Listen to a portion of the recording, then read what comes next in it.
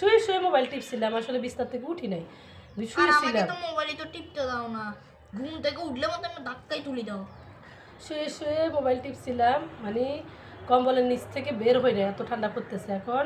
এই যে সকাল থেকে কিচ্ছু খাওয়া হয় না, এখন মাত্র গরম মুখ গরম ভাত ধুই আসি। খাইতেছি।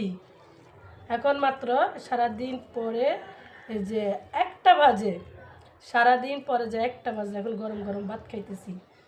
এত ঠান্ডার ভিতরে ঘুম থেকে উঠতে মন চায় না, মানে কম্বলের নিচ থেকে উঠতে মন চায় না, খাওয়া দাওয়া করতে মন চায় না, এত ঠান্ডা পড়তেছে। ঠান্ডার ভয়ে উঠে না, আয়ানো কিছুক্ষণ আগে উঠলো, উঠে যে মাত্র আমার সাথে ভাত খাইতেছে, একসাথে ভাত খাইতেছি আমরা দুজনে। সকাল থেকে এখনো কিছু খাই নাই, মাত্র ভাত খাইতেছি। মানে শুভ দুপুর বন্ধুরা, সবাই কেমন আছেন? সকাল থেকে এখনো কিচ্ছু খাই নাই, যে মাত্র ভাত খাইতে বসলাম। মানে ঠান্ডার ভয়ে শোয়ার থেকে উঠি নাই, কম্বলের নিচে শুয়েছিলাম, মানে অতিরিক্ত ঠান্ডা পড়তেছে দেখে শুয়েছিলে নাকি মোবাইল টিপছো? শুয়ে শুয়ে মোবাইল টিপছিলাম, আসলে বিছানা থেকে উঠি নাই, আর আমাকে শুয়েছিলাম। তো মোবাইলে তো টিপতে দাও না, ঘুম থেকে উঠলে মতো আমি ধাক্কাই তুলি দাও। শুয়ে শুয়ে মোবাইল টিপছিলাম, মানে কম্বলের নিচ থেকে বের হই না, এত ঠান্ডা পড়তেছে এখন। এই যে সকাল থেকে কিচ্ছু খাওয়া হয় না, এখন মাত্র গরম মুখ গরম ভাত ধুই আসি। খাইতেছি।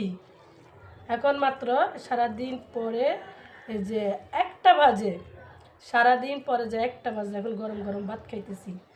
এত ঠান্ডার ভিতরে ঘুম থেকে উঠতে মন চায় না, মানে কম্বলের নিচ থেকে উঠতে মন চায় না, খাওয়া দাওয়া করতে মন চায় না, এত ঠান্ডা পড়তেছে। ঠান্ডার ভয়ে উঠে না, আয়ানো কিছুক্ষণ আগে উঠলো, উঠে যে মাত্র আমার সাথে ভাত খাইতেছে, একসাথে ভাত খাইতেছি আমরা দুজনে। সকাল থেকে এখনো কিছু খাই নাই, মাত্র ভাত খাইতেছি। মানে